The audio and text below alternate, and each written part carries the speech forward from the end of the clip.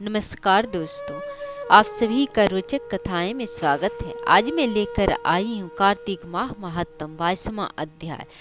राजा पृथु ने नारद जी से पूछा कि हे मुनि श्रेष्ठ, अब आप मुझे यह बताने की कृपा करें कि वृंदा को मोहित करके विष्णु जी ने क्या किया और फिर वह कहाँ गए। जब देवता स्तुति कर मौन हो गए तब शंकर जी ने सब देवताओं से कहा कि हे ब्रह्मादि देवताओं, जलंधर तो मेरा ही अंश था, उसे मैंने तुम्हारे लिए नहीं मारा है, यह मेरी संसारिक लीला थी। फिर भी आप लोग सत्य कहिए कि इसे आप सुखी हुए या नहीं। तब ब्रह्मादि देवताओं के नेत्र हर्ष से भर गए और उन्होंने शिव जी को प्रणाम कर विष्णु जी का वह सब वृत्तांत का सुनाया, जो उन्होंने बड़े प्रयत्न से वृंदा को मोहित किया था तथा वह अग्नि में प्रवेश कर परम गति को प्राप्त हुई थी।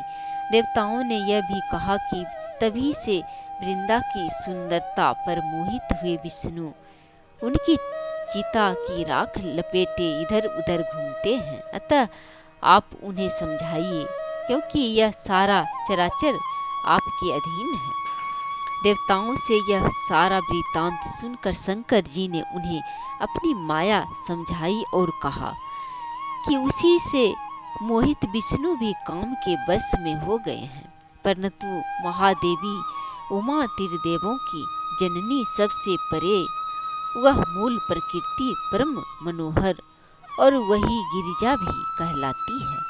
अतः एवं विष्णु का मोह दूर करने के लिए आप सब उनकी शरण में जाइए। शंकर जी की आज्ञा से सब देवता मूल प्रकृति को प्रसन्न करने के लिए चले गए।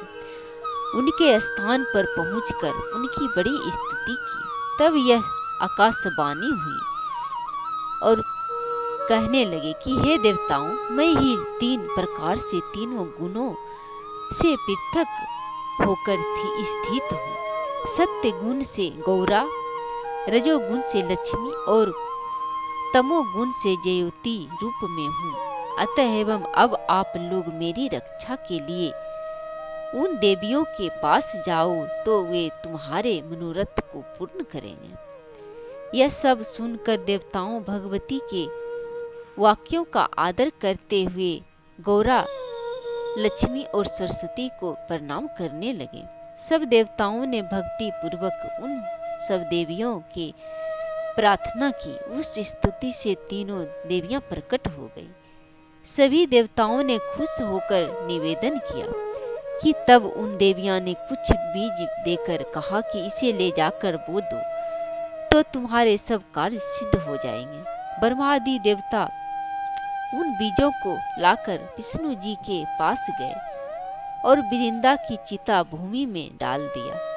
उसे धात्री, मालती और तुलसी प्रकट हुई।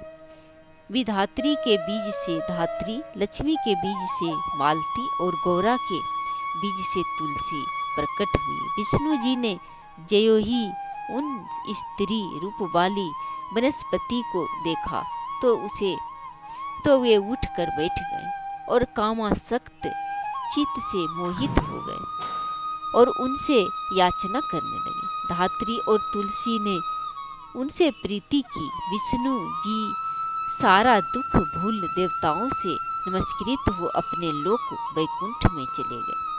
वह पहले की ही तरह सुखी होकर शंकर जी का सुमरन करने लगे।